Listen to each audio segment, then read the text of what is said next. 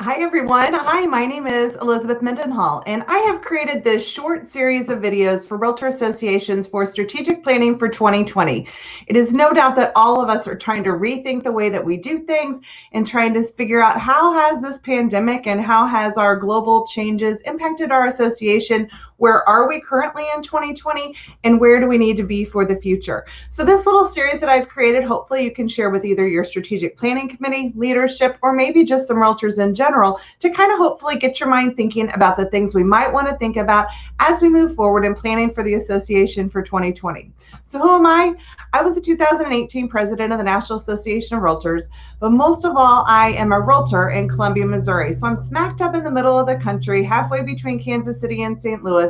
I've got two offices with about 160 agents, and in both those offices, we maintain almost a little bit about 40% market share. So I am in this business every day. This is kind of my home studio of what I do, but hopefully I'm trying to think about the different things that we're doing in the industry and how they're impacting our association. And I may be coming to your association to do strategic planning, which may be while you're watching this, but it certainly is something that I love to do to give back and hopefully just challenge you all to think. One of the things that my dad always mentored me with, and one of his comments was, he said, what has changed in your thinking today?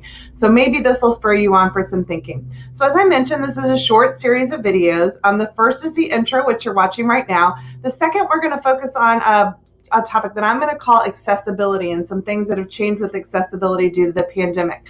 On the third video, we'll talk about mass collaboration and what that means for our association and really the world right now.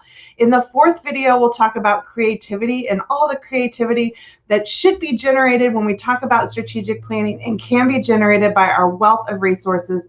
And then the fifth, we'll really dive into some of those resources a little bit and talk about the budgeting and how we have that. So let's get started with strategic planning. First of all, did you know that 80% of all Fortune 500 companies use scenario planning as part of their process for strategic planning? So the best book on scenario planning is a book called The Art of the Long View. And it really takes you through the mindset of thinking about what do we think might happen? What are some different scenarios that might happen in the future? You know what? Normally, we wouldn't have put pandemic on the list, but is it something that we think could happen in the country? Yes, in fact, it is. In fact, in 2010, when the National Association of Realtors did a Game Changers initiative, there was a local board who submitted a proposal of random out their ideas and said, what if a pandemic strikes the United States? Because it had happened in other places of the world. Well, imagine if we'd had that type of planning when we were preparing where we were going today. You know what? For many of us, we had all the tools that we needed in place.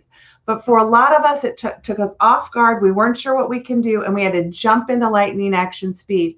And so part of scenario planning is recognizing and realizing that you know where we're going. In your heart of hearts, in your mind of mind, in the deepest places in those conversations, we kind of know what's ahead of us. And the reason that we know it is because we have great staff, great minds, great realtors, great resources, great research that we've relied upon, and we've looked at history, and many times history is the best predictor of the future. It just depends on whether or not we have the guts to acknowledge that some of those things may happen a little faster than we think. So in the year of 2020, when we jumped to lightning speed ahead of our technology and different ways that we're communicating, one of the things I like to point out is there wasn't really anything new that was created that we didn't already have. We just weren't using it in the same capabilities or in the capabilities we knew that were possible until we were forced to. So with strategic planning, how do you get ahead of being forced to do something and stay part of the curve? Confidence is needed, guts is needed, and driven leadership towards the future is really important. And thinking about and planning those scenarios. And the more you talk about it, the more comfortable it gets. And that's a good part of the strategic planning process. The other thing is to kind of think about is what on earth do your local members want? We always talk about what do our members want? What do our members want from the association? But really the more strategic question is not what do they want, but what do we want them to do? a completely different question that starts to frame your strategic plan a little bit differently. What do we want them to do? You know, we can create all of these programs that are out there. We can create 100 more programs. One of the best conversations that I had with a local association communications directors, I said, what do you need? What do you want more from NAR? And she said, stop it right now. She said, I don't need anything more. You have so much that I can't even use. She said, so you don't need to create anything else. And that was a real eye-opener of realizing a lot of times with strategic planning, we spend our time thinking, what can we do? What can we do? What can we do more? What can we do better? But the reality is, what do we want someone to do? So what we wanted her to do was use it and figure out a way to use it and then start to track it and measure it.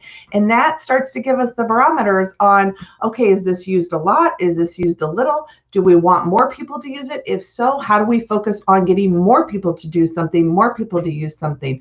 A lot of times this comes into play with education events or events we want people to show up at. We say we want more people involved.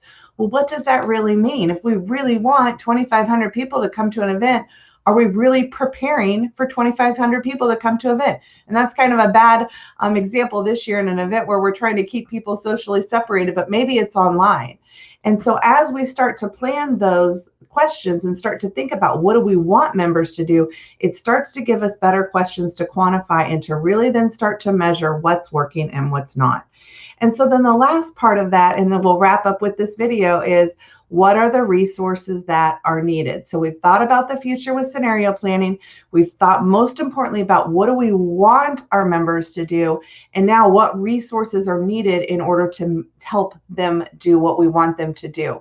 One association that I just recently talked to this week, they had just hired a social media communicator in February. Imagine what a great benefit that was to have that person in March. We know every association needs that. Have we advanced to where you are? So we can do strategic planning all day long and we can think about where we're going to go.